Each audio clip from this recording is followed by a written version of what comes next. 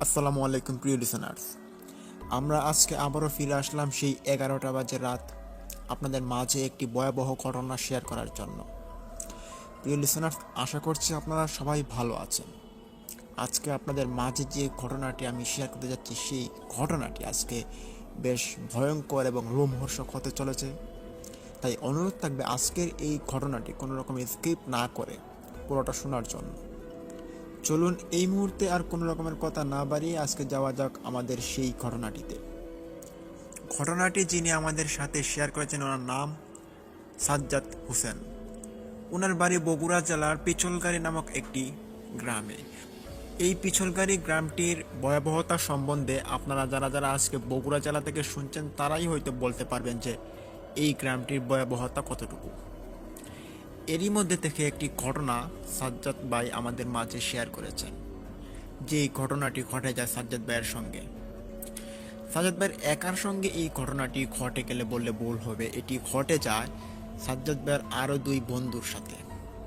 হ্যাঁ, ঘটনাটি ঘটেছে 2003 কি 2004 সালের ভিতরে। এটি সম্ভবত তাদের মতে ডিসেম্বর মাসে ছিল, এরকম একটা টাইম। তো তখন অনেকটা শীত ছিল। ওই শীতের মধ্যে সাজ্জাদ ভাই এবং সাজ্জাদ ভাইয়ের আরও 3-4 জন বন্ধু, তারা একটা কোম্পানিতে কাজ করতো। তখন একটা কোম্পানি নতুন বের হয়েছিল, কোম্পানির নামটা হচ্ছে বেঙ্গল ফুড। ওই বেঙ্গল ফুড কোম্পানিটা বগুড়ার মধ্যে প্রথম বের হয়েছিল। ওই কোম্পানিটাতে কিছু সেলম্যান এবং কিছু ড্রাইভারের জন্য নিয়োগ দেওয়া হয়েছিল। যারা যারা কাজ করবে কোম্পানিতে, তারা ওইখানে যেতে পারে। তো সাজ্জাদ ভাই এবং সাজ্জাদ ভাইয়ের বন্ধু, কয়েকজন বন্ধু মহলের, তারা চিন্তা করলো যে এই চাকরিটা নিতে পারলে তো ভালোই হতো, স্যালারি প্রায় ভালোই পড়বে। এটা ভেবে সাজ্জাদ ভাই এবং সাজ্জাদ ভাইয়ের কিছু বন্ধু কয়েকজন লোককে তারা হাত করে, এবং ওই হাত করার পরবর্তীতে তারা ওই চাকরিটা পান। যাই হোক, এই বিষয়টা বাদ দিলাম।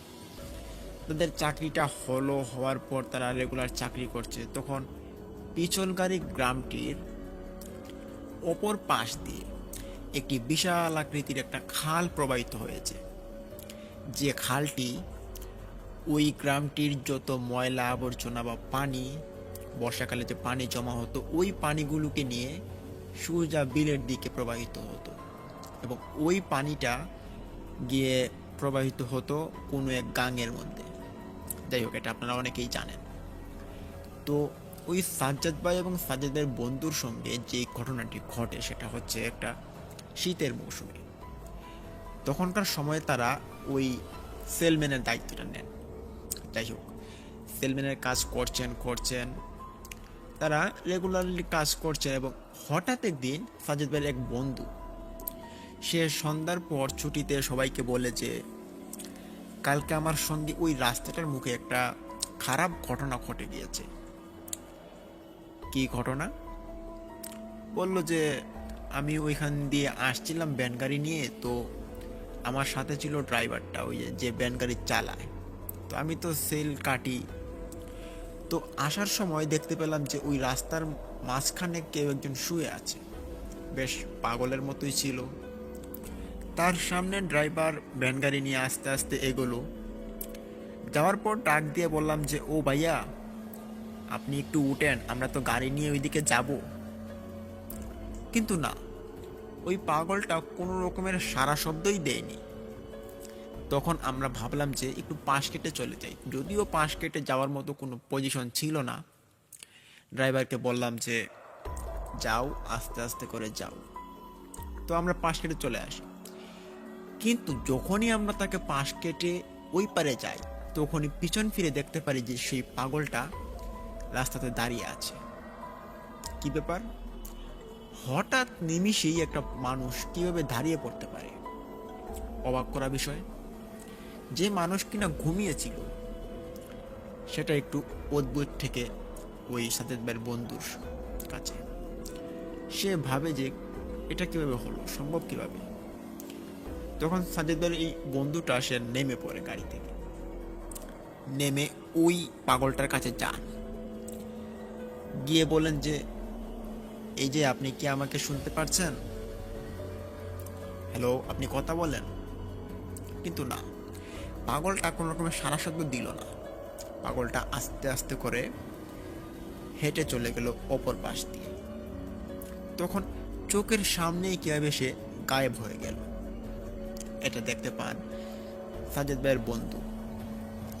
তখন সাজেদ ভাইয়ের বন্ধু একটু আতঙ্কিত হন এবং ভয় পেয়ে ওই ভ্যান গাড়ির ড্রাইভারটাকে বলেন যে ভাইয়া তাড়াতাড়ি টান দাও, তাহলে এখানে বিপদ হতে পারে, এটা কোনো ভালো লক্ষণ না। তারপর সাজেদ ভাইয়ের বন্ধু এবং ওই ড্রাইভার তারা দুজন খুব ভয় পায়। ওই ভয় পেয়ে তারা অতি দ্রুত কোম্পানিতে চলে আসে। আসার পর কাউকে বলেনি, কোম্পানি ম্যানেজারকেও বলেনি এই ঘটনাটি। তবে বন্ধু মহলের সাজ্জাদ ভাই এবং কিছু বন্ধুদেরকে এই ঘটনাটি বলেছে। কিন্তু এই ঘটনাটি বলাটাই কিন্তু তার ছিল সবচেয়ে বড় ভুল। যাই হোক, বলে যখন দিয়েছে, তারাও যখন শুনে নিয়েছে, তারা তখন ছিল একটু পাতলা টাইপের, মানে যেটাকে বলে আর কি একটু দুষ্টু টাইপের আর কি। তারা করলো কি, ওই দিন সিদ্ধান্ত নিল যে কি বলিস, ভূত ভূত হতে পারে, না হলে জিন হতে পারে বা পেতনি হতে পারে। আমি শুনতাম আমার দাদুর মুখ থেকে যে জিন প্রেতকে নাকি আটকে রাখতে পারলে অনেক সম্পদ পাওয়া যায়। চল কালকে আমরা ওইখানে যাই, এবং যদি কালকে আমরা দেখতে পারি যে ওই পাগলটা ওইখানে শুয়ে আছে, তাহলে তাকে আমরা ধরে বাড়িতে নিয়ে আসব। তারপর কোনো এক তান্ত্রিক বা উজাকে দিয়ে এটাকে আমরা আবদ্ধ করব। তারপর যা চাইব তাই পাবো। এই বুদ্ধিটাকে সাজ্জাদ ভাইয়ের মাথায়। তিনি ছিলেন একটু বেশ দুষ্টু টাইপের, কিন্তু যে কথা সেই কাজ। পরদিন তারা বন্ধু মহলের সকল মিলে প্রায় 6 জন ছিল, ওই 6 জনই চলে যায় ওই রাস্তার মোড়ে। মোটামুটি তখন তাদের কাজ শেষ পর্যায়ে। সেলম্যানরা ওইখানে যায়, যাওয়ার পর তারা ওইখানে কিছু দেখতে পায় না। খুঁজতে থাকে, কোথায় গেল পাগলটা, আজকে নেই কেন, কালকে তো এখানেই শুয়েছিল, কোথায় গেল। তখনই একজন বন্ধু হঠাৎ করে লক্ষ্য করতে পারে যে ওই দূরবর্তী একটা স্থানে একজন মানুষ হেঁটে হেঁটে কি আনগুনা ঘুরপাক খাচ্ছে। এটা দেখতে পারে এক বন্ধু। দেখে তাদেরকে বলে যে দেখতো ওই যে দূরবর্তী স্থানে এটা কে বসে আছে এখানে, মানে হাঁটাচলা করছে, বসেও আছে এরকম একটা অবস্থানে। তখন সবাই দেখতে পায় যে এটা কোনো একটা পাগলের লক্ষণ, কেননা ভালো মানুষ তো আর এভাবে হাঁটাচলা নাড়াচাড়া করবে না। ওই পাগলটাকেই তারা সন্দেহ করে। পরবর্তীতে তারা ওই পাগলটার কাছে ছুটে যায়। ছুটে যাওয়ার পর দেখতে পারে যে এটা কালকের পাগলটাই। ওই বন্ধুটা দেখে বলে যে হ্যাঁ হ্যাঁ, এইটাই তো কালকের পাগলটা, এটাই। মাথার চুলগুলো উস্কো, এই কাপড়টাই ছিল এটা। তখন সাজেদ ভাইদের মধ্যে এক বন্ধু, সে ছিল একটু বেশ সাহসী টাইপের।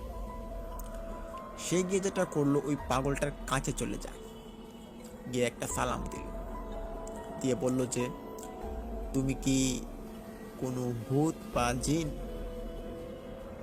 কোনো উত্তর আসলো না। এটা দেখতে পারে সবাই। তখন অনেকের মাথায় সন্দেহ আসে যে এটা হতে পারে কালকে বন্ধুর মনের ভুল ছিল, আজকে এটা হতে পারে, নাও হতে পারে আজকে এটা মনে হয় সাধারণ কোনো পাগলই হবে। পাগলটির মুখে কোনো কথাবার্তা না শুনে তারা পাগলটিকে উপহাস করে, যে বলে যে এটি আসলে একটা পাগল, তুই হয়তো ভুল দেখেছিস। সে তো বলে না, আমি তো ভুল দেখিনি, আমি তো দেখেছি ঠিক যে সে অদৃশ্য হয়ে গিয়েছে আমার চোখের সামনে।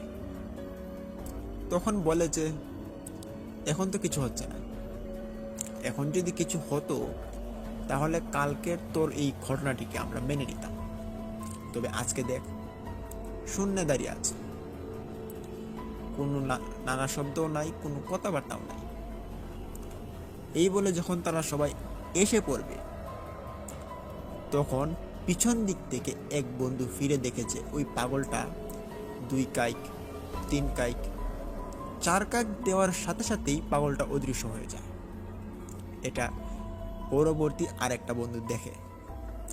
তখন সে চিৎকার দিয়ে উঠে বলে যে দেখ দেখ, পাগলটা হারিয়ে গেল। কি ব্যাপার? পাগলটা তো এখানেই ছিল, আবার হারিয়ে গেল কোথায়?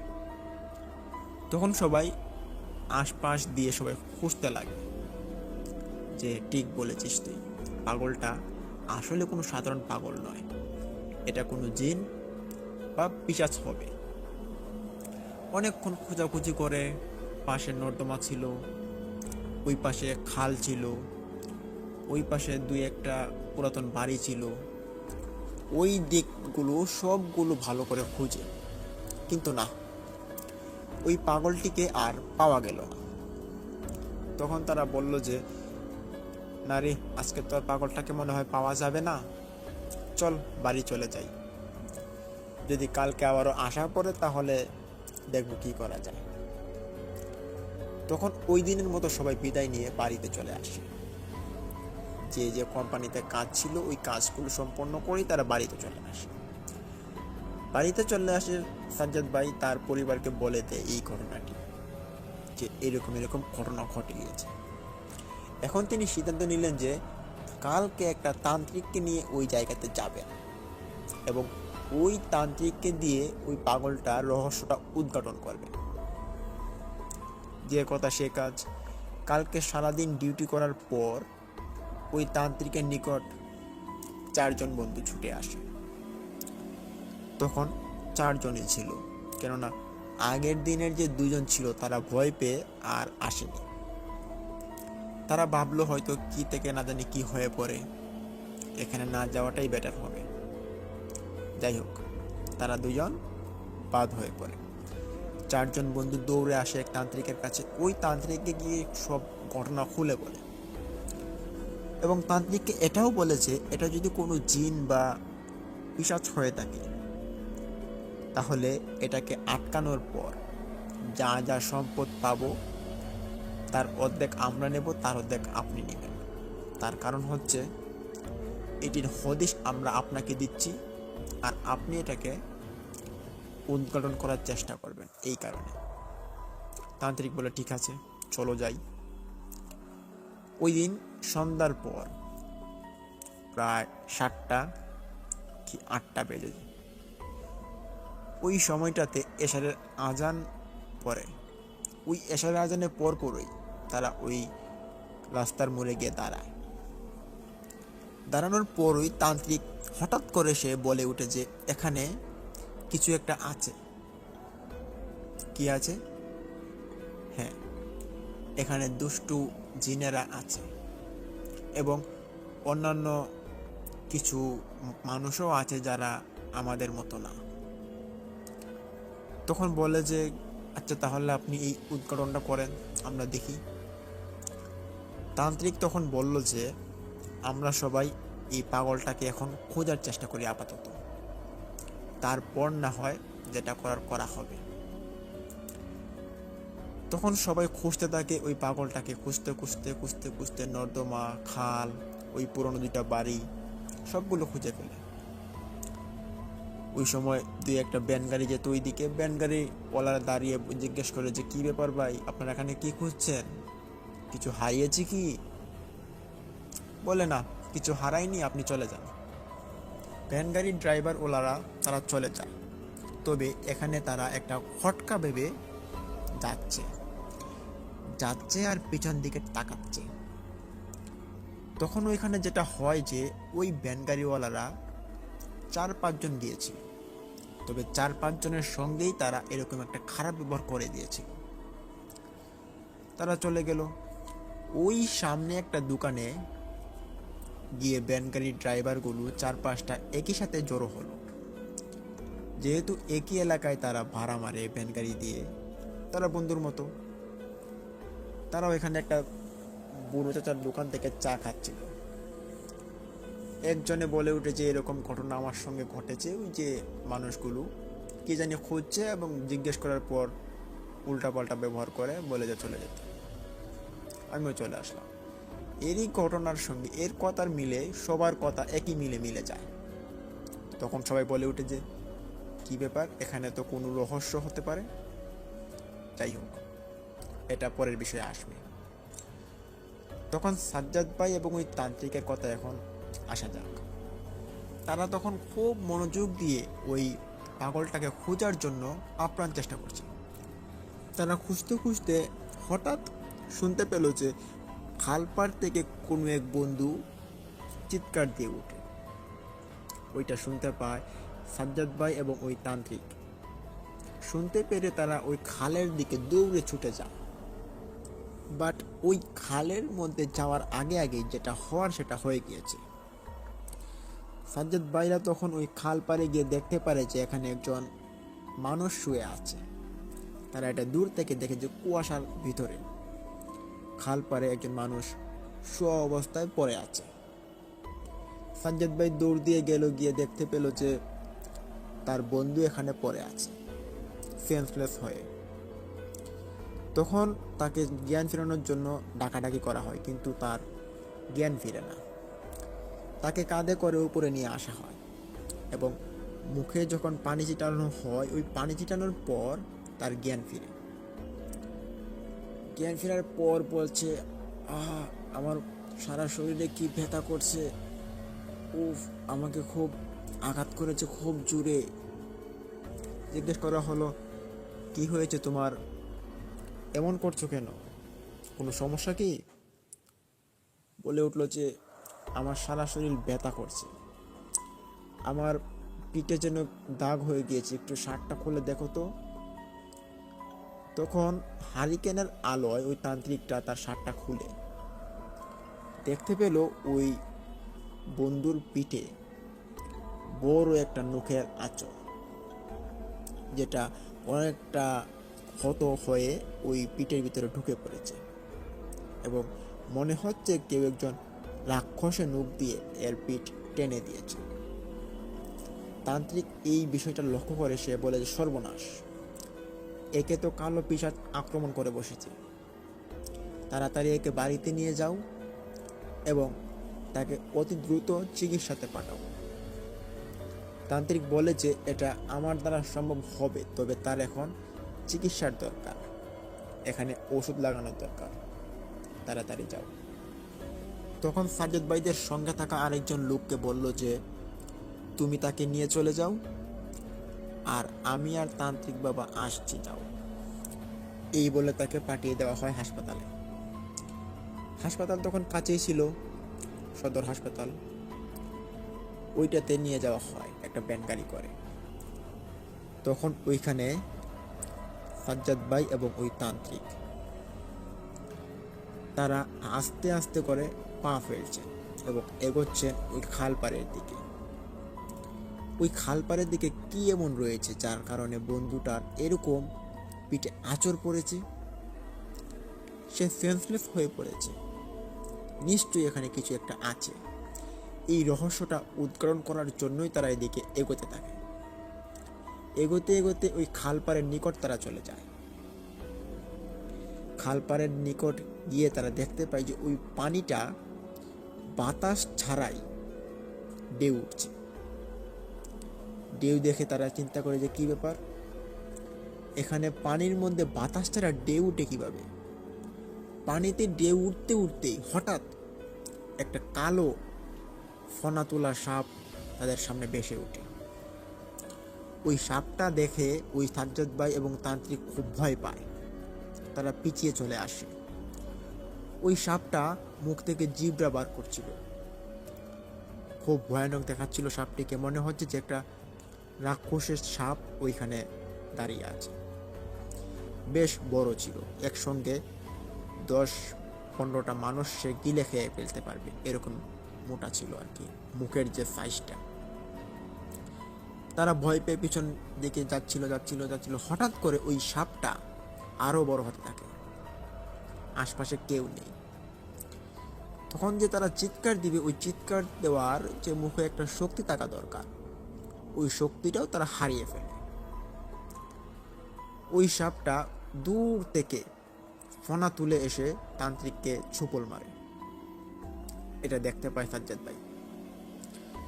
তিনি ইয়ং বয়সে হওয়াতে দৌড় দিয়ে তান্ত্রিকের কাছ থেকে অনেকটা এগিয়ে পড়ে এবং পিছন দিকে দেখে যে তান্ত্রিককে ওই ফনা তোলা সাপটা কামড় দিয়েছে। তবে ওই সাপটার ফুল বডিটা সাজ্জাদ ভাই দেখেনি, তবে দেখেছে কাঁধ পর্যন্ত, ফনা তুলেছে যতটুকু এবং ওই ফনা তোলার নিচের অংশটুকু। তান্ত্রিককে কামড় দেওয়ার পরেই তান্ত্রিক মাটিতে লুটিয়ে পড়ে। এই দেখে যেন সাজ্জাদ ভাই আরো ভয় পেয়ে যায়। তিনি দৌড়াতে দৌড়াতে ওই সামনের দিকে দুইটা পুরাতন বাড়িতে তারা গিয়ে সাজ্জাদ ভাইকে প্রবেশ করে। তখনই হঠাৎ 4-5টা ভ্যান গাড়ির ড্রাইভার তারা ওই পথে আসছিল। এসে তারা দেখতে পারে যে ওই পাশে তান্ত্রিক পড়ে আছে। তান্ত্রিককে তারা সবাই চিনে, দৌড় দিয়ে যায় তান্ত্রিকের কাছে, গিয়ে জিজ্ঞেস করলো যে কি ব্যাপার তান্ত্রিক বাবা, আপনি এখানে পড়ে আছেন, কারণ কি? বলে যে আমাকে সাপে কামড় দিয়েছে, ইমিডিয়েটলি আমাকে হাসপাতাল নিয়ে চলে যাও, না হলে বাঁচবো না, খুব বিষাক্ত সাপ। তখন ওই বাড়ি থেকে বেরিয়ে আসে সাজ্জাদ ভাই, এসে ওই ড্রাইভারগুলোকে সব কিছু ঘটনাটা খুলে বলে। তখন এদের মধ্যে ড্রাইভার দুইটা একটু রিয়েক্ট করে উঠে বলে যে তুমি আমাদের সঙ্গে ওই সময় খারাপ ব্যবহার করে আমাদেরকে পাঠিয়ে দিয়েছো, ভালো ব্যবহার করলেও তো পারতে। যাই হোক, তান্ত্রিক এখন অসুস্থ, তাকে নিয়ে হাসপাতাল যেতে হবে। তান্ত্রিকের সঙ্গে সাজ্জাদ ভাই উঠে বসেন। হাসপাতাল নিয়ে যেতে যেতেই ওই তান্ত্রিকের দম চলে যায়, সে মারা যায়। তার মারা যাওয়ার পর তাকে বাড়িতে নিয়ে যাওয়া হয়। বাড়িতে গোসল করানোর সময় দেখতে পায় যে ওই তান্ত্রিকের পিঠে একই ধরনের আঁচড়, তবে তাকে তো সাপে কামড় দিয়েছে, তবে আঁচড় কোত্থেকে আসলো, এটা একটা রহস্যময় জিনিস হয়ে দাঁড়ায়। তার পরবর্তীতে ওই তান্ত্রিক যখন মারা যাওয়ার পর কবর দেওয়া হয়, এরই মধ্যে তার যে আরো একটা বন্ধু ছিল, সে ওই পরের দিন হঠাৎ মারা যায়। তার অসুস্থতা ছিল খুব বেশি, তার যে পিঠে আঁচড়টা ছিল ওইটার কারণে তার অনেক যন্ত্রণা ভোগে এবং ওই যন্ত্রণাতেই সে মারা যায় আর কি। কিন্তু এই বিষয়টা সাজ্জাদ ভাইয়ের কাছে একটা রহস্যময় ঠেকে। তিনি চিন্তা করেন যে কি ব্যাপার, দুজনের পিঠের মধ্যে একই রকমের আঁচড়, বাট দুজন মারা গেল, তবে তান্ত্রিককে যতটুকু দেখেছি ততটুকু তো তার পিঠে আঁচড় পড়লো কিভাবে? তাকে তো সাপে কেটেছে, সাপে কাটলে কিভাবে আঁচড় পড়ে? এটা একটা অস্বাভাবিক বিষয়। সাজ্জাদ ভাই তখন ওই মানুষগুলোকে সব ঘটনা খুলে বলে। যদিও তখনকার সময়ে মানুষ এতটা আইনীয় বিষয়ে যে মামলা দিবে, এটা এটা করবে ওটা করবে, এই বিষয়টাতে মানুষ এতটা তৎপরতা ছিল না। মানুষ মারা গেলে তাকে কবর দিয়ে দেওয়া হতো, অত বেশি যদি দোষ না হয় তাহলে মানুষ মামলায় গিয়ে জড়াতো না আর কি। তো ওখানে জার্জি নিজের দোষের কারণে জার্জি মারা গিয়েছে, এই কারণে সাজ্জাদ ভাই আর তার বাকি যে বন্ধু সকল ছিল তাদের কোনো সমস্যা বা কোনো ক্ষতি হয়নি। এটাই ছিল আমাদের প্রথম ঘটনা। আশা করি ঘটনাটি ভালো লেগেছে। ইতিমধ্যেই আপনাদের মাঝে আরও একটি ভয়ঙ্কর ঘটনা আমরা উপস্থাপন করতে যাচ্ছি। সেই ঘটনাটি আমাদের আজকের এপিসোডের দ্বিতীয় ঘটনা। আশা করি প্রথম ঘটনা থেকে দ্বিতীয় ঘটনা অনেকটা ভালো লাগবে আপনাদের কাছে। আর আমাদের এপিসোডের নিয়মটাই হচ্ছে যে কোনো স্পেশালি ঘটনা আমরা লাস্টে রাখি, কারণ মজা হচ্ছে লাস্টে। তাই আপনারা ধৈর্য সহকারে আজকের এপিসোডটি পুরোটা শোনার চেষ্টা করুন, আশা করি ভালো লাগবে।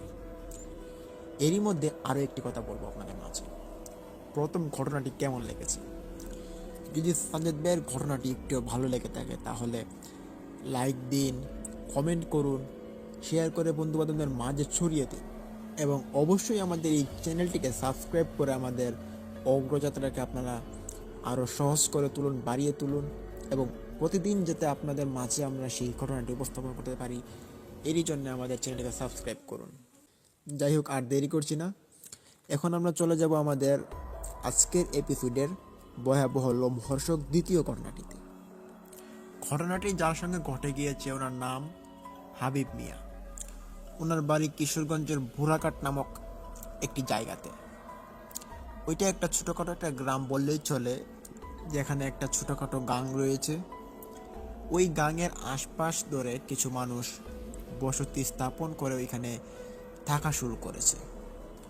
আবার যখন ওইখানে বৃষ্টির সিজন আসে, ওই বৃষ্টির সিজনে যখন অতিরিক্ত পানি বেড়ে যায়, ওই পানির কারণে ওই বাড়িগুলোতে কিছু একটা পানি উঠে যায়, তখন ওইখানে বসবাসকারী মানুষদের থাকতে খুব কষ্ট হয়। যাই হোক, হাবিব ভাইয়ের সঙ্গে যে ঘটনাটি ঘটে এটি হচ্ছে একটি বর্ষাকালের ঘটনা। যখন ওইখানে আস্তে আস্তে বৃষ্টি হচ্ছে এবং ওই বৃষ্টির প্রভাবে পানি বেড়ে উঠছে গাঙ্গে, তখন ওই গাঙ্গের মধ্যে অনেক মাছ পাওয়া যেত। যাই হোক, মাছের সাবজেক্টটা বাদ দিলাম, হাবিব ভাইয়ের কথায় আসি। হাবিব ভাই তখন তিনি সদ্য বিয়ে করেছেন, আজ থেকে প্রায় 14 বছর আগের ঘটনা এটি। বিয়ের আগে তিনি ওনার বাবার সঙ্গে কৃষি ক্ষেতে কাজ করতেন এবং টুকটাক মাছ মারতেন। এভাবে তিনি কলে বলে আর কি ওদের সংসারটা চালাতেন। তবে এখন যেহেতু বিয়ে করেছেন, কাঁধে অনেকটা পূজা বেড়েছে, এই কারণে তার কাজ করতে হবে। বিয়ের পর কাজ খুঁজতে খুঁজতে কিছু কাজ না পেয়ে সে ভাবলো যে কাজ যেহেতু পেলই না, এখন কোনো ভালো একটা ছোটোখাটো একটা ব্যবসা করবে। এই ভেবে সে তার বাবার কাছ থেকে অনেক টাকা নেয়। ওই টাকার বিনিময়ে সে বাজারে যায়, পাইকারি বাজারে আর কি, পাইকারি বাজারে গিয়ে সে অনেক দুধ কিনে পাইকারি দামে, কিনে সাইকেল করে ওই দুধগুলো সে মানুষের বাড়িতে বাড়িতে মানে রুজিনা হিসেবে গিয়ে দিয়ে আসতো। দিনকাল ভালোই চলছিল, দুধের ব্যবসা করছে, সংসার চালাচ্ছে, 2টা বাচ্চাও হয়েছে, যাচ্ছে দিন সুখের দিন। এভাবে হঠাৎ করে একদিন তার দাদা মারা যান। তার দাদার মৃত্যুটা ছিল একটু অন্যরকম। যেমন বলা যায়, তার দাদা হাবিব ভাইয়ের ফুফুর বাসাতে বেড়াতে গেলেন। বেশ ভালোই বেড়ালেন, 3-4 দিন থাকলেন। থাকার পর তিনি বাড়িতে আসবেন। এখানে একটা কথা বলে রাখা ভালো, যেটা হচ্ছে হাবিবুর ভাইয়ের বাড়ির আগ দিয়ে এখানে একটা চট লাগানো বড় রকমের একটি বট গাছ আছে। আজকের এই ঘটনাটি আপনারা যারা যারা কিশোরগঞ্জ থেকে বুড়াঘাট নামক এই গ্রামটি থেকে শুনছেন, তারা এই বট গাছটির সঙ্গে অনেকটা পরিচিত। যাই হোক, এই যে বট গাছটি, এই বট গাছটিকে নিয়েই আজকের আলোচনাটা। বট গাছটি সাধারণত মানুষ ভালোই দেখে থাকে, তবে এখানে রহস্যে ঘুরপাক করে। যাই হোক, এই কথা বাদ দিলাম। হাবিব ভাইয়ের দাদা তিনি বাড়িতে আসবেন, তখন আস্তে আস্তে ওই বট গাছের নিচে উনি কোনো এক কারণবশত সেন্সলেস হয়ে পড়েন এবং ওইখানে তিনি সারা রাত পড়ে থাকেন। যদিও তিনি হেঁটে আসছিলেন রাত্রিবেলা, তখন লাইট ছিল অল্প অল্প, এত বেশি ছিল না, আর ওইটা একদম গ্রাম সাইড ছিল, যার কারণে তিনি হারিকেন ইউজ করতেন। হারিকেনটা সারা রাত এক পাশে পড়েছিল। তবে যখনই ভোরের আলো ফুটে, তখন ওইখানে একজন জেলে ছিল, যে জেলের নাম ছিল সুজন জেলে। ওই সুজন ভাই তিনি যাচ্ছেন ওইখানে মাছ ধরার জন্য। উনি সাধারণতভাবে তিনি মাচাং, তারপরে জাল, কারেন্টের জাল, আরও কী কী বলে ওই জালগুলো তিনি ওই গাঙের মধ্যে ফিট করে রেখেছেন, যেগুলোর মধ্যে প্রচুর পরিমাণে মাছ ধরা পড়ে। তিনি সন্ধ্যার আগে ওই জালগুলো ফিট করেন এবং ভোর সকালে সবার আগে ঘুম থেকে উঠে তিনি ওইখানে চলে যান এবং ওই মাছগুলো ওইখান থেকে তুলে তিনি বাজারে নিয়ে বিক্রি করেন। এটাই হচ্ছে ওনার পেশা। তিনি বরাবরের মতো ওই চট লাগানো প্রায় 14 থেকে 15 ফিট চৌড়া একটি গাছ, ওই গাছের নিচ দিয়ে ওনার যেতে হয়। যেতে যেতে তিনি দেখতে পেলেন যে ওইখানে সামনে বট গাছের নিচে হাবিব ভাইয়ের দাদা পড়ে আছে। দেখতে পেরে তিনি একটু জুড়ে হাঁটলেন এবং ওই দাদার কাছে গিয়ে তিনি দেখতে পারলেন যে হারিকেনের যে কাঁচটুকু, ওইটা ভেঙে গিয়েছে, তবে একটু একটু আলো জ্বলছে ওই হারিকেনটার ভিতর থেকে। তখন মাটিতে পড়ে থাকা লোকটিকে দেখেই চিনতে পারলো যে এটা হাবিব ভাইয়ের দাদা। চিনতে পেরে হাবিব ভাইয়ের দাদার কাছে গিয়ে বসে ডাক শুরু করে যে, ও দাদা, ও দাদা, আপনি উঠেন, এখানে পড়লেন কিভাবে? আশপাশে দেখছি কেউ নেইও আপনার সাথে, কোথায় গেলেন আপনি একা একা, বৃদ্ধ মানুষ? কিন্তু হাবিবুর ভাইয়ের দাদা কোনো রকমের শব্দ করছে না, তবে নিঃশ্বাস প্রশ্বাস চলছে। এটা দেখতে পেরে তিনি ওই হারিকেনটা পরে তাকা থেকে সোজা করেন এবং ভাবেন যে যেহেতু লোকটা বিপদে পড়েছে, এলাকার মানুষ, তাকে আগে বাড়িতে পৌঁছে দেই, তারপর না হয় আমি মাছগুলো তুলতে যাব।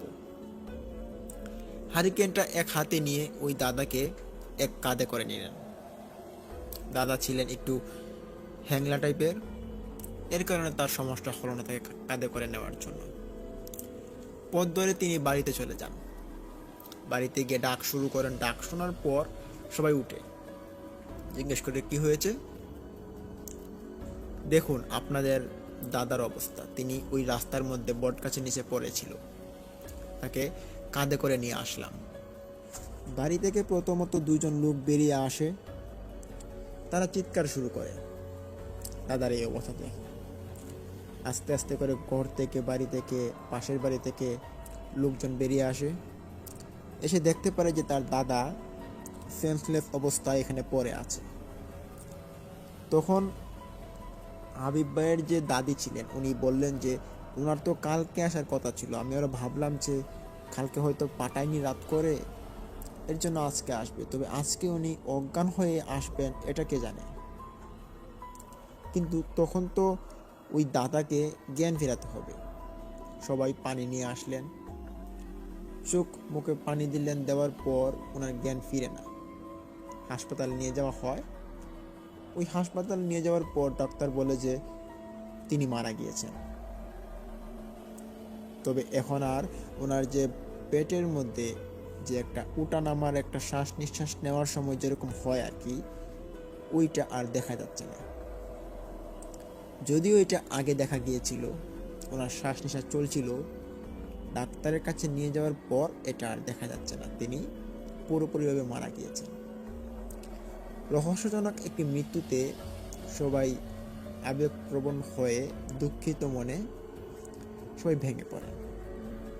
দাদা ছিলেন বাড়ির একজন বড়, তিনি মাতা ছিলেন।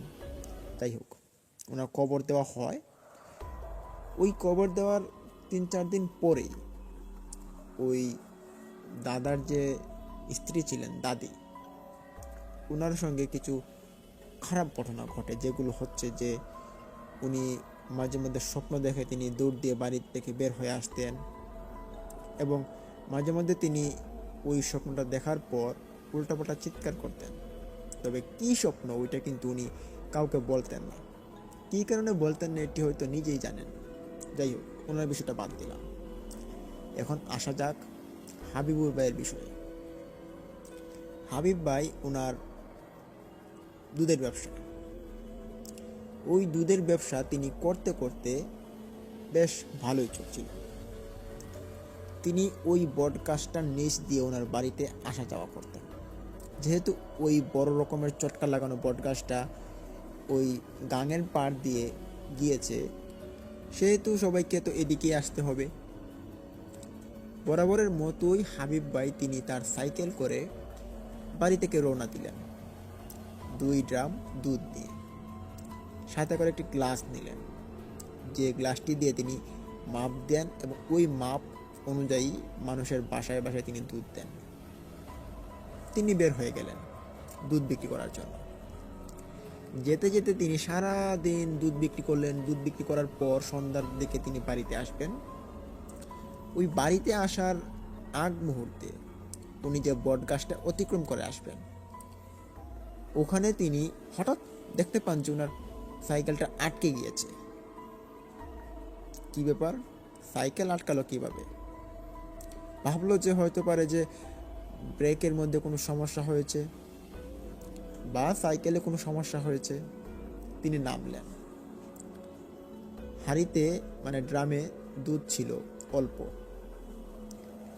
তো তিনি নেমে দেখতে পারলেন যে না, সাইকেল তো সব কিছু ঠিক আছে, আর সামনে কোনো বাধাও নেই যে সাইকেলের চাকাগুলো আটকে যাবে। খুব শক্ত করে আটকে গিয়েছে, মনে হচ্ছে মাটিয়ে আঁকড়ে ধরেছে। তিনি সাইকেলে আবারও চড়ে বসলেন, আবারও তিনি পেডেল পাড়া দিলেন, কিন্তু আগের মতোই তিনি ওই সাইকেলটাকে 1 ইঞ্চিও নাড়াতে পারলেন না। তিনি একটু তখন ভয় পান, কি ব্যাপার, সাইকেলে কোনো সমস্যা নেই, সাইকেল সোজা হয়ে দাঁড়িয়ে আছে, ছেড়ে দিলেও পড়ছে না, এটা আবার কিভাবে সম্ভব? আশপাশে তাকিয়ে দেখেন যে কেউ নেই।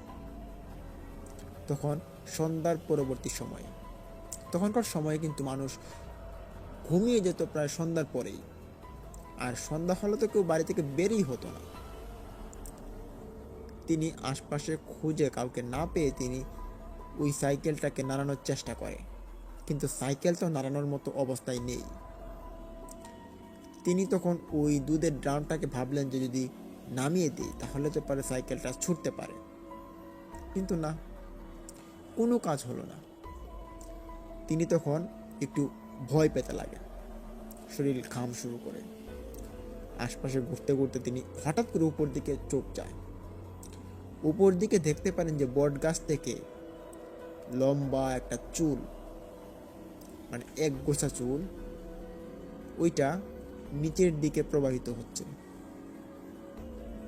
এটা দেখতে পেয়ে হাবিব ভাই ভয় পেয়ে যান।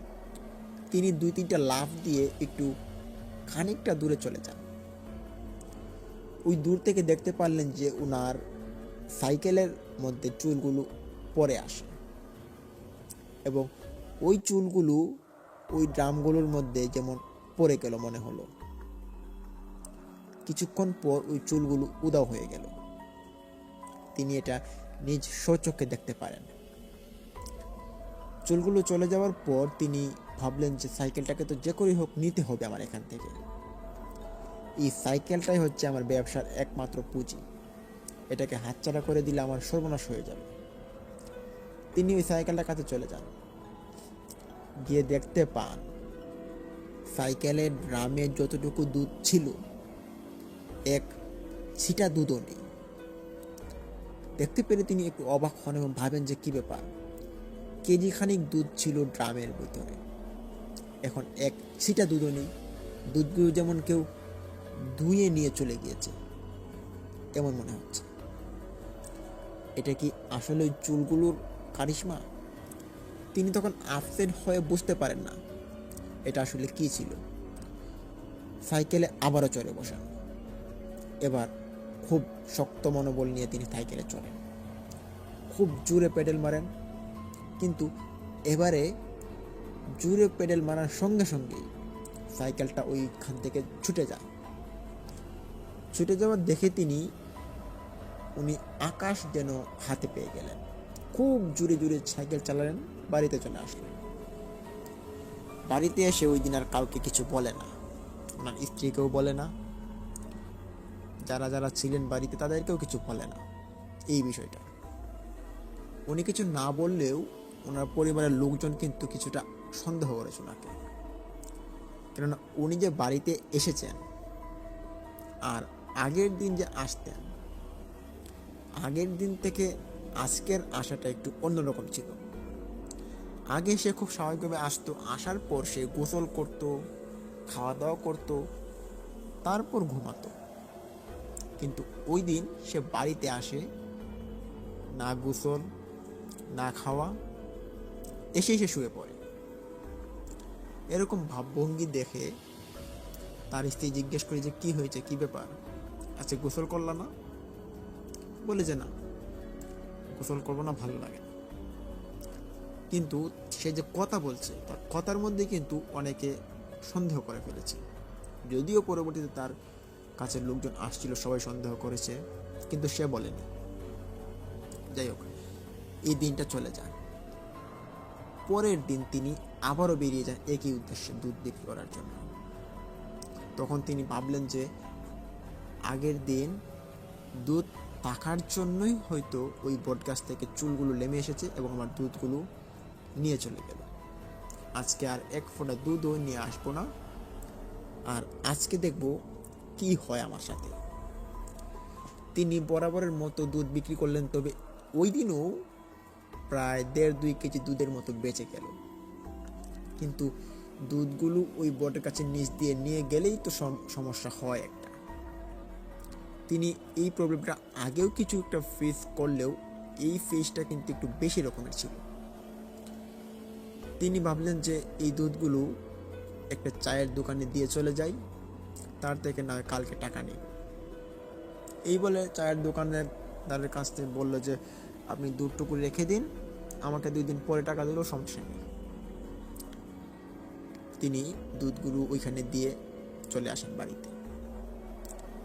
তখন বাড়িতে আসার সময় ওনার ওই বট গাছের নিচ দিয়ে তো আসতে হবে। ওই বট গাছের নিচে আগের দিনের মতো আবারও আটকে পড়ে সাইকেলটা। কি ব্যাপার, আজকে তো কোনো দুধ নেই, তো আজকে কেন কে আটকালো? তিনি সাইকেল থেকে নেমে একটু দূরে চলে আসেন। ভাবলেন যে আজকেও হয়তো আগের মতো এরকম প্রভাব বিস্তার করবে, প্যারানর্মাল ঘটনাগুলো আজকেও হতে পারে ঘটবে। তিনি দূর থেকে দেখেন যে না, আজকে আর কেউ নেই, কোনো চুল নেই, কোনো বাতাস নেই, কোনো উৎসও নেই যে উৎসগুলো ওনাকে একটু ভয় দেখাতে বা কিছু একটা কারণবশত এখানে আসতে পারে। তিনি ওই সাইকেল কাছে আবার চলে যান, গিয়ে ভাবলেন যে আজকে হয়তো কেউ আসবে না, হয়তো দুধ নেই বলে আসবে না। তিনি চলে যান বাড়িতে।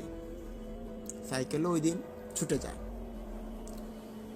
পরের দিন যখন আবারও তিনি একই অবস্থায় আসেন, তখন ওই দিন ওনার গ্রামে এক ফোঁটা দুধও নেই। ওই বট গাছের নিচে আসার পর সাইকেলটা আটকে পড়ে। তিনি বরাবরের মতোই দূরে গিয়ে দাঁড়ান। দেখতে পারলেন যে এই দিন কিছু বলছে না, তবে উনি যখন সাইকেলের কাছে যান তখনই সাইকেলে ধরার সময় তিনি একটা শক খেলেন, যেটা অনেকটা ইলেকট্রনিক শকের মতো ছিল। উনি সাইকেলের শককে তিনি 4-5 হাত দূরে ছিটকে পড়লেন। উঠে এসে তিনি আবারও সাইকেলটাকে ধরলেন, তখন তিনি আর কোনো শক খেলেন না। সাইকেলটাকে পেডেল মারলেন, সাইকেলটা চলল। 1 কাইক কি 2 কাইক চলার পর সাইকেলটা আবারও আটকে গেল। পিছন থেকে কেউ একজন বলছে, হাবিব, তুই এই কাজটা মোটেও ঠিক করিস না, তুই আমাদের জন্য খাবার নিয়ে আসিস না, এই পথ দিয়ে যেতে হলে তোকে আমাদেরকে খাবার দিয়ে তারপর যেতে হবে, না হলে তোকেও ক্ষতি করব, তোর পরিবারের লোকজনকেও ক্ষতি করব, বলে দিলাম, আজকের মতো ছেড়ে দিলাম, কালকে থেকে যদি একটা খাবার যদি কম আনবি তাহলে দেখিস তোর খবর আছে, বলে দিলাম। এই বলে বাজেভাবে হাসতে হাসতে বিদায় হয়ে গেল। তখন হাবিব ওই দিন ভয় পায়। সে ওই কথাগুলো শোনার জন্য একটু ব্রেক করে দাঁড়ায়, তবে কথাগুলো শেষ হওয়ার পর সে আবার সাইকেল প্যাডেল মেরে সে বাড়িতে চলে যায়। তবে ওই দিন বাড়িতে গিয়ে আর কোনো লুকাচুরি নয়, সোজা সে বলে দিল যে আমার সঙ্গে এরকম ঘটনা ঘটছে, এখন আমি কি করব। পরিবারের লোকজন এই কথা শুনে অবাক হন, বিশেষ করে হাবিব ভাইয়ের দাদু অবাক হন বেশি। দাদুর অবাক হওয়ার কারণ ছিল যে ওনার যে দাদা মারা গিয়েছে, হাবিব ভাইয়ের দাদা, উনি ওনার মেয়ের বাসায় যেদিনই যেতেন পুটলা ভরে খাবার এটা ওটা তিনি নিয়ে আসতেন, নিয়ে আসার চেষ্টা করতেন। এমনকি ওনার যে মেয়ে ছিল সে তার পুটলা পাটলি ভরে খাবার দিয়ে দিত। বিশেষ করে শুটকি তাদের মাঝে একটু বেশি উৎপাদন করা হতো, যেহেতু তার স্বামী শুটকি ফলাতো, মানে শুটকি বানাতো, ওই শুটকিগুলো দিয়ে দিত। তখন হাবিব ভাই তাদের চিন্তা করলেন যে হতে পারে যে আমার স্বামীর সঙ্গেও এরকম ঘটনা ঘটেছে খাবার নিয়ে, যার কারণে সে তাকে হত্যা করে ফেলেছে হয়তো জিনগুলো। তখন হাবিব ভাইকে বুঝিয়ে বলল যে তুমি 1-1.5 কেজি দুধ ওই জিনগুলোর জন্য রেখে দিও। তখন হাবিব ভাই বলে যে আমি যদি 1-1.5 কেজি দুধ তাদের জন্য রেখে দিই তাহলে আমার লাভই আর হয় কয় টাকা? আমি চলবো কিভাবে? হাবিব ভাই সাফ সাফ না করে দেয়, বলেছে আমি কাউকে কিছু দিতে পারবো না, এটার একটা বিকল্প পদ্ধতি আমাদেরকে বেছে নিতে হবে। সেটা কেমন?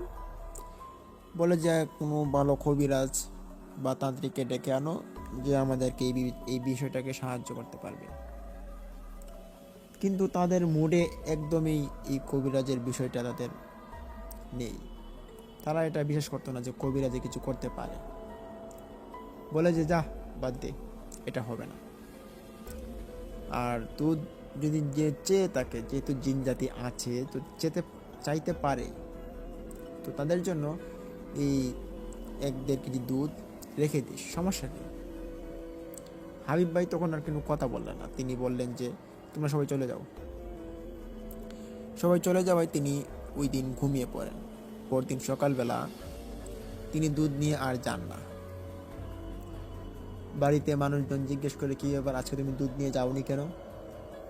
বলে যে গেলেই উল্টাপাল্টা নানান ধরনের শিকার হতে হয়, এর জন্য যাইনি।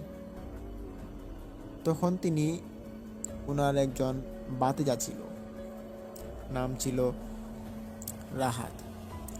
ওই রাহাতকে নিয়ে হাবিব ভাই ভাবলেন যে তাকে নিয়ে যদি যাই তাহলে আসার সময় হইতে পারে যে এরকম ঘটনা নাও করতে পারে। একা দেখেই হয়তো মনে এরকম ঘটনা ঘটে, দুজন হলে তারা হয়তো আসবে না।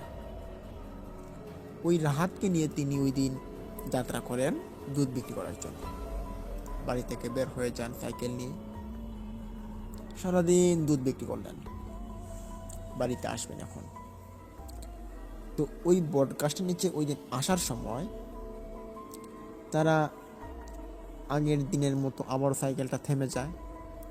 তো ওই দিন ওই ছেলেটাকে নিয়ে যাওয়াটা ছিল হাবিব ভাইয়ের জন্য খুব বড় একটা ভুল। ওই ছেলেটা সাইকেল আটকে যাওয়া দেখে সে ফাল দিয়ে নেমে পড়ে, নেমে সে এখানে চিৎকার শুরু করে। সে আসলে এখানে ভয় পেয়েছে। আগেও হয়তো সে জানতো এরকম ঘটনা, তবে এই ঘটনার পরিপ্রেক্ষিতে যদিও সে প্রথমে সাহস দেখিয়েছিল যে এসব সে ভয় পায় না, কিন্তু যখন সামনে চলে এসেছে তখন ভয় না পেয়ে যাবে কোথায়? সে কান্না শুরু করে দেয়। তার মুখ চেপে ধরে হাবিব ভাই তাকে এক পাশে নিয়ে যায়, বলে যে শব্দ করবি না। কিন্তু এই ছোট ছেলে সে তো কান্নায় মগ্ন, সে ভয়ে কাঁপছে। তখন হাবিব ভাই সে তাকে বলল যে এখানে চুপ করে বসে থাক, আর দেখি আছে কি হয়। আজকে প্রায় 1-2 কেজি দুধ গ্রামে আছে। তখন ওই ছেলেটা আর হাবিব ভাই তারা দেখতে পারেন যে ওই দিন আর কোনো চুল নয়, 2টা অবয়ব এখানে হাজির হয়েছে। হয়ে বলে যে হাবিব, তুই সবচেয়ে বড় ভুল করেছিস, তুই আমাদের খাবারের উপর অবজ্ঞা করে তুই আমাদের 2 দিনের খাবার মিস করেছিস। তোর আশায় ছিলাম আমরা রাত্রিবেলা, আমার একটা বাচ্চা না খেতে পেরে মারা গিয়েছে। ভাবলাম যে তুই যখন যাবি তখন তোর এখান থেকে দুধ নিয়ে আমার বাচ্চাটাকে খাওয়াবো, কিন্তু তুই কি করলি? দুধ আনলি না। তুই দুধগুলো সব মানুষকে দিয়ে চলে এসেছিস। আমার যে বাচ্চাটা মারা গিয়েছে এটার দায়ভার এখন কে নিবে? তোকেও ছাড়বো না, তোর বাচ্চাকে আমি মেরে ফেলবো। তখন হাবিব ভাই খুব ভয় পেয়ে তাদের কাছে মিনতি করতে থাকে, বলে যে না না, তোমরা আমার মেয়ের কিছু করবা না, আমি তোমাদের কাছে মাফ চাইছি, আমি আজকে থেকে ডেইলি এনে তোমাদেরকে দুধ দিব। কিন্তু ওই তারা শুনে না কথা। তারা এক কথাই বলে যে তোর জন্য আমার বাচ্চাটা মারা গিয়েছে, যদিও সে একটা জিনের বাচ্চা ছিল, মারা গিয়েছে। তারা প্রতিদিন খাবার কুড়িয়ে আনতো, তো ওই দিন খাবার আনে না। রাত্রিবেলা মনে করলো যে যেহেতু হাবিব এদিকে যাবে তার এখান থেকে দুধ নিয়ে নিবে, কিন্তু তারা তো দুধ পায়নি। না পাওয়াতে না খেতে পেরে বাচ্চাটাও মারা যায়। এই দোষটা এখন পরে হাবিব ভাইয়ের উপরে। একটি কাল্পনিক একটি ঘটনা এভাবে সত্যি হয়ে যাবে হাবিব ভাইয়ের সঙ্গে, সেটা তিনি কোনোদিন কল্পনা করেননি। অনেকটা কাল্পনিকের মতো লেগেছিল ঘটনাটি। যাই হোক, ওই অবয়বগুলো হাবিব ভাইয়ের সাথে থাকা ওই ছেলেটাকে, যে ছেলেটার বয়স প্রায় 8 থেকে 9 বছর হবে, ওই ছেলেটাকে অবয়ব দুইটা মিলে হাত দিয়ে চেপে ধরে, হাত দিয়ে খুব জোর চেপে ধরে গলাতে। সেই ছেলেটা উপরে উঠে চিৎকার শুরু করেছে। যদিও সে নিচে কান্না করছিল, তখন সে কান্না করতে করতে তার গলাটা একটু অবশ হয়ে গিয়েছিল, যার কারণে সে ওই চাপ খাওয়ার পরবর্তীতে তার চিৎকার দেওয়ার মতো শক্তিটা ছিল না। আর এতটাই জোরে চাপ দিয়েছিল যার কারণে তার গলা দিয়ে কোনো রকম কথা বের হচ্ছিল না। খুব উপরে তোলা হয় ছেলেটাকে। হাবিব ভাইয়ের চোখের সামনে তার ভাতিজাকে দুইটা অবয়ব মিলে ওই বট গাছের উপরে তোলা হয়। ওইখান থেকে শূন্যে ফেলে দেওয়া হয় হাবিব ভাইয়ের ভাতিজাটাকে। হাবিব ভাইয়ের চোখের সামনে ছেলেটা পড়ে একদম মারা যায়। তখন অবয়বগুলো হাবিব ভাইকে বলে যে এটাই ছিল তোর জন্য পাওনা, তুই ডেইলি দুধ দিয়ে যাস, তবে 2 দিন দুধ না দিয়ে তুই যে ভুলটা করেছিস এটার মাসুল তোকে আজকে দিতে হয়েছে। আশা করি আর কোনোদিন এরকম ভুল করবি না। তখন হাবিব ভাই ওখানে কান্নায় ভেঙে পড়ে, দেখতে পান অবয়বগুলো চলে গিয়েছে। তিনি কান্না করতে করতে ওনার শরীরে একটু শক্তি পাচ্ছিলেন না যে ভাতিজাটাকে নিয়ে তিনি বাড়িতে যাবেন। তখনই ওই পাশ দিয়ে একজন লোক যাচ্ছে, মানে জালো, তার নাম সুজন। ওই সুজন জালো সে তার দাদাকেও কিন্তু নিয়ে গিয়েছিল। এখন এসে দেখতে পারে যে এটা হাবিব ভাইয়ের ভাতিজা, সে মারা গিয়েছে। তার সারা শরীর রক্তাক্ত হয়ে গিয়েছে, মনে হচ্ছে হাড়গুড় ভেঙে গিয়েছে, এতটা উপর থেকে ফেলা হয়েছে তাকে। হাবিব ভাইয়ের কান্না অবস্থা দেখে এই জেলেটা এসে জিজ্ঞেস করে যে কি ব্যাপার ভাই, কি হয়েছে? ঘটনা খুলে বলে এরকম এরকম হয়েছে। বলে সর্বনাশ, তোমাদের পরিবারের সঙ্গে এই কি ঘটনা ঘটে চলছে? কয়দিন আগে তোমার দাদার সঙ্গে এই ঘটনা, আজকে তোমার ভাতিজার সঙ্গে, তোমার চোখের সামনে, তুমি কিছু করতে পারলা না? বলে যে তারা হচ্ছে অবয়ব, আত্মা, পিশাচ, তাদের সঙ্গে আমরা কিভাবে পারবো? হাত দিয়ে ধরে উপরে তুললো, উপর থেকে ছেড়ে দিল, মারা গিয়েছে। কারণ কি? বলে যে এই বিষয়ে আমি তাদেরকে দুধ দেইনি বলে তারা মেরে ফেলেছে, এখন আমি কি করবো বলো? তখন ওই জালোটা বলে যে আচ্ছা চলো চলো, বাড়িতে নিয়ে চলো, এখন আর এখানে বেশি থাকাটা ঠিক হবে না। তখন ওই সুজন মাঝি তিনি দেখতে পারলেন যে হাবিব ভাইয়ের শরীরে এক ফোঁটাও শক্তি পাচ্ছেন না। তিনি ওনার সাইকেলটাকে কি করে নেবেন, অথবা ওনার ভাতিজাটাকেই বাড়িতে কি করে নেবেন? সুজন মাঝি বললেন যে আচ্ছা দেখো, তুমি হাঁটো, আমি তোমার ভাতিজাকে কাঁধে নিচ্ছি। যদিও তার শরীর রক্তে রক্তাক্ত ছিল, গ্রামের মানুষ মায়ায় ভরা তাদের ভিতরটা। এই রক্তাক্ত একটা ছেলেটাকে সে কাঁধে করে নিল এবং হাবিব ভাইকে বলল যে তুমি সাইকেলটাকে আস্তে আস্তে করে নিয়ে আসো। তারা আস্তে আস্তে বাড়িতে চলে আসে। বাড়িতে আসার পরে কি অবস্থা দেখতে পায় সবাই, ছেলেটা মারা গিয়েছে, সারা শরীর রক্তাক্ত। এই রক্তাক্ত শরীরের প্রভাবে ওই মাঝির শরীরটাও রক্তাক্ত হয়ে গিয়েছে। সবাই ভাবছিল যে ওই মাঝির সঙ্গে কোনো কালেকশন হয়েছে কিনা। তখন সবাই মাঝিকে এসে জিজ্ঞেস করে যে তুই আমার ছেলেকে কি করেছিস? তুই আমার ছেলেকে মেরেছিস, তুই আমার নাতিকে মেরেছিস। এভাবে এক একজন এক এক রকমের অপবাদ দিচ্ছিল মাঝিকে। তখন ওই হাবিব ভাই কোনো রকমের কথা বলছে না। মাঝি বলে উঠে যে আরে ভাই, আপনার পরিবারের লোক আমার সঙ্গে কি শুরু করেছে, তাদেরকে খুলে বলুন ঘটনাটা। কিন্তু না, হাবিব ভাই কোনো রকমের কথা বলছে না। তিনি কথা না বলাতে সবাই জিজ্ঞেস করে যে তুই বল, সত্যি করে বল কি হয়েছে। তখন মাঝি তার সঙ্গে যে ঘটনাটা ঘটেছে সে এইভাবে বললো যে এরকম এরকম হয়েছে, তবে আমি তো এর বেশি কিছু জানি না। আমি আপনাদের উপকারার্থে এখানে সে তাকে নিয়ে এসেছি। এখন উপকারের পর যদি আপনারা আমাকে দোষারোপ করেন, এটা তো ঠিক না। মাঝিকে বলা হলো যে তোর এই বিষয়টা আমরা এখন ক্ষণিকের মতো মেনে নিলাম, তবে যেদিন বা যখন হাবিব কথা বলবে, হাবিবের মুখ থেকে শুনে তোর ফয়সালাটা করব। এই বলে সুজন মাঝিকে বাড়িতে পাঠিয়ে দেওয়া হয়। পরবর্তীতে ছেলেটাকে দোয়ানো হয়, কবর দেওয়া হয়। কবর দেওয়ার পরও 2 দিন চলে যায়, হাবিব ভাইয়ের মুখে কোনো কথা আসে না, তিনি কোনো কথা বলতে পারছেন না। তখন ওইখানে থাকা একজন উজা তিনি হাবিব ভাইয়ের বাড়িতে আসলেন, যদিও কেউ একজন ডেকেছিলেন। এসে দেখতে পারলেন যে উনি কথা বলছেন না, কেমন মনমরা হয়ে বসে থাকেন, খাওয়া দাওয়া করেন না ঠিক মতো, 1 নলার বেশি 2 নলা খান না, নিজের হাতে তো খানই না। এই অবস্থা দেখে ওই উজা তিনি বললেন যে ঘটনাটা ওই বটগাছ কেন্দ্রিক ঘটনা ঘটে গিয়েছে, যাই হোক তাকে এই বটগাছের নিচে নিয়ে যেতে হবে। এই বটগাছের নিচে নিয়ে যাওয়ার পর হাবিব ভাইকে অনেক ঝাড়ফুঁক করে কি জানি মন্তব্য বলল, পড়ার পর হাবিব ভাইকে বলল যে এখন ঠিক হয়ে যাবে, বাড়িতে নিয়ে যান। বাড়িতে নিয়ে আসা হয়। এভাবে আরো 2-4 দিন চলে যায়, হাবিব ভাইয়ের মুখে কোনো কথা নেই। একদিন হঠাৎ করে হাবিব ভাই আনমনা ওই তার বাতিজার কবরটার নিকট যায়।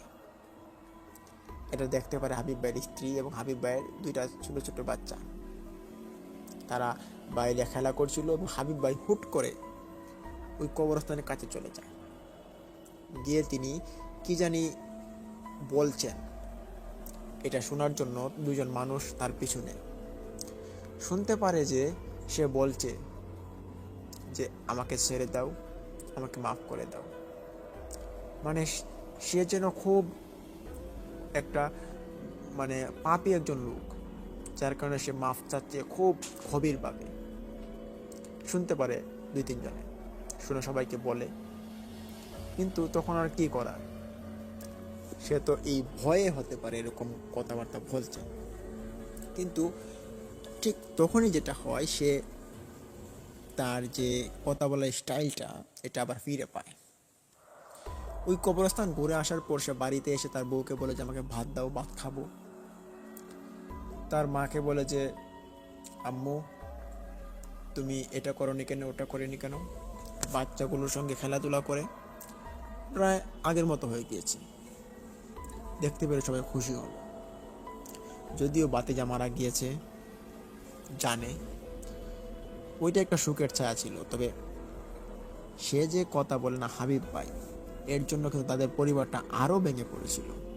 এখন যেহেতু ঠিকঠাক হয়ে গিয়েছে, তার জন্য সবাই একটু খুশি হলো। পরবর্তীতে হাবিব ভাইয়ের সঙ্গে এরকম ঘটনাটা আর ঘটেনি, যদিও তিনি দুধের ব্যবসা করেছিলেন। এখন তিনি ভালো দুধের ব্যবসা করেন, অনেকটা বয়স হয়ে গিয়েছে। তো ওনার সঙ্গে এরকম ঘটনা ওই বটগাছ কেন্দ্রিক আর কোনো ঘটনা ঘটে না। এই বটগাছের মধ্যে অনেক কবিরাজ তান্ত্রিকরা অনেক কিছু করেছেন, এই কারণে হতে পারে যে এই বটগাছ থেকে জিনগুলো চলে গিয়েছে। তবে এই বটগাছটা চৌড়া বটগাছ এখনো আছে, বেশ ভয়ানক দেখায়। এটা আমরাও ঘুরতে গিয়েছি, দেখেছি, বটগাছটা আসলেই খুব ভয়ানক ছিল। তো প্রিয় লিসনার্স, এই ছিল আজকের আমাদের এপিসোডের সেরা ঘটনা। আশা করি আপনাদের এই ঘটনাটিও ভালো লেগেছে। ঘটনাটি ভালো লাগলে লাইক দিন, কমেন্ট করুন এবং শেয়ার করে বন্ধুবান্ধবদের মাঝে ছড়িয়ে দিন। এবং অবশ্যই আমাদের সেই চ্যানেলটিকে সাবস্ক্রাইব করুন, পাশে থাকা বেল আইকনটি অন করুন। এবং আমাদের এই চ্যানেলটির বিষয়ে আপনাদের মাঝে যে কথাটি বলতে চাইবো যে এই চ্যানেলটিকে আমরা চাই 1 লাখ সাবস্ক্রাইবারের সেলিব্রেশনের দিকে এগিয়ে নিয়ে যেতে। তাই অবশ্যই আপনাদের সাহায্যের আমাদের অত্যন্ত দরকার। আপনারা আমাদের এই ঘটনাগুলো শুনুন, সত্যনির্ভর ঘটনাগুলো। আশা করি আপনারা এই ঘটনাগুলো থেকে 100% সত্য ঘটনা পাবেন এবং এই ঘটনার পরিপ্রেক্ষিতে আপনারা অনেক জানতেও পারবেন, বুঝতেও পারবেন। তো আমাদের এই চ্যানেলটিতে প্রতিদিনই সত্যনির্ভর ঘটনা আপলোড করে থাকি রাত 11টায়। তাই অবশ্যই আমাদের এই চ্যানেলটিতে আপনারা অপেক্ষা করুন, ঘটনা শুনুন এবং রাত্রিটা ভালো করে উদযাপন করুন। তো প্রিয় লিসেনার্স, এই মুহূর্তে আমি বিদায় নিচ্ছি। ততক্ষণ সবাই ভালো থাকুন, সুস্থ থাকুন। আসসালামু আলাইকুম।